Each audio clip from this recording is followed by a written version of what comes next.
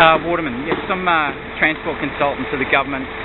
It's my job to act as a liaison between STM, Asia Pacific and the government of Victoria and the Transport Minister in particular to advise on the timeline and make sure that everything to do with the contract that's been awarded to this firm, that the timeline's being met. So it's my pleasure to welcome you today as a visitor and investor from interstate and overseas. We'll be taking a short tour of the site, so if you'll come with me, we'll start right now.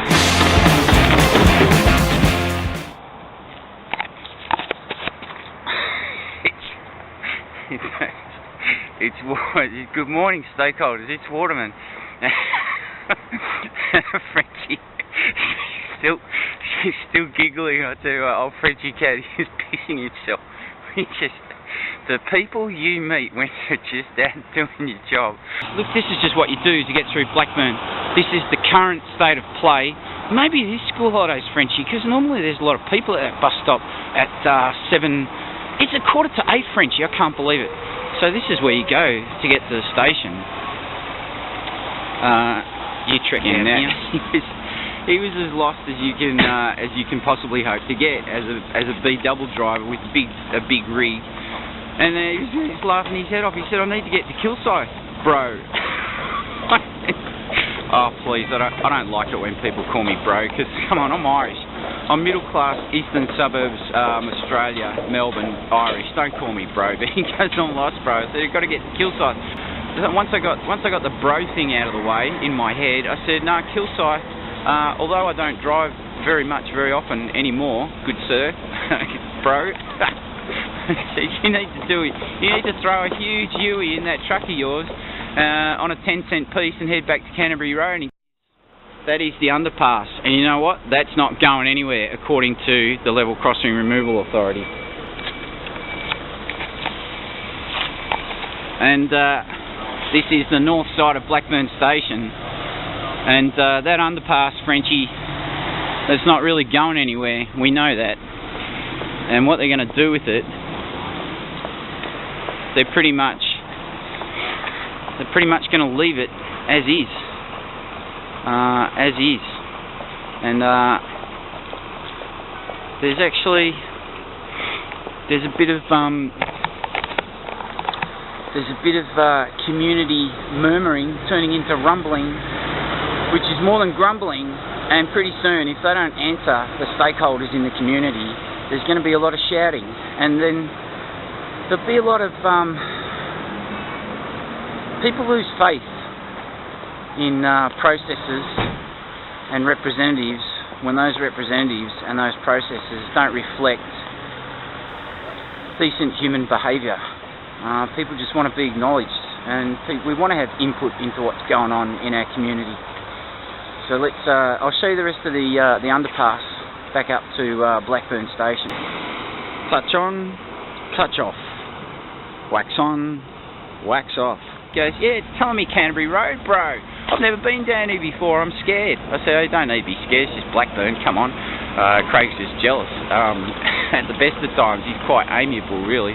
And he goes, I said, "Look, what you want to do," and I'm showing you now on the edit, is that you want to head down Blackburn Road, chuck a right into Central Avenue. It's not built for blokes like you and your big trucks, but you're more than welcome to use it. If you can get your way through the roundabout outside St Thomas's, you'll be fine. And you carry down to Springvale, and everything will be sweet, bro. I didn't say bro, because it doesn't come out of my lips very naturally. Let's be honest. He was giggling. We had a good old laugh about GPS. The affliction of GPS, the affliction of technology, which doesn't always make our life easier, let's be honest. And I've known GPSs to send Japanese tourists on the train line at Kingsway. That was a funny story one. As you saw, our friend, the Kiwi, boy, he got going. He was giggling all the way down to Central Avenue. He threw a right at Albuquerque and went down there, and he'll get to Springvale Road. And at this time of the day, he should be fine. He should be fine. So I suppose the interesting question for us today, it would be interesting today as we see it for the first time and how it rolls out, is how are the good residents of Blackburn going to cope with these intrusions? will the integration be smooth? Will they? Will there be? Will we see more Kerry Kiwis flashing their toothless grin? I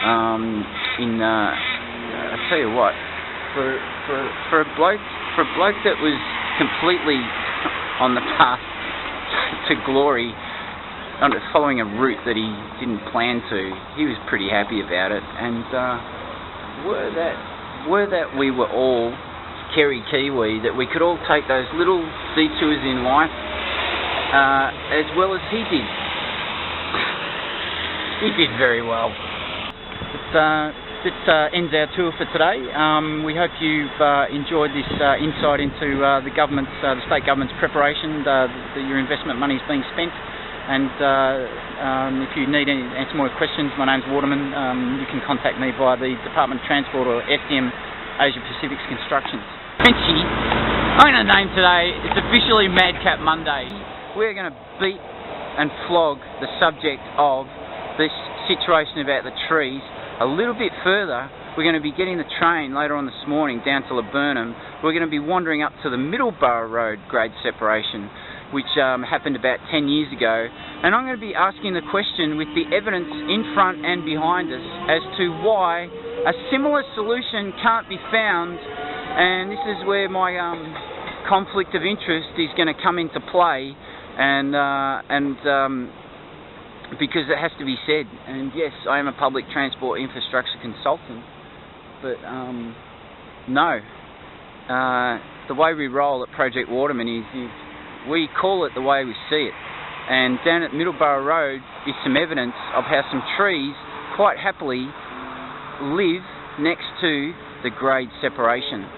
I'm going to name today, it's officially Madcap Monday.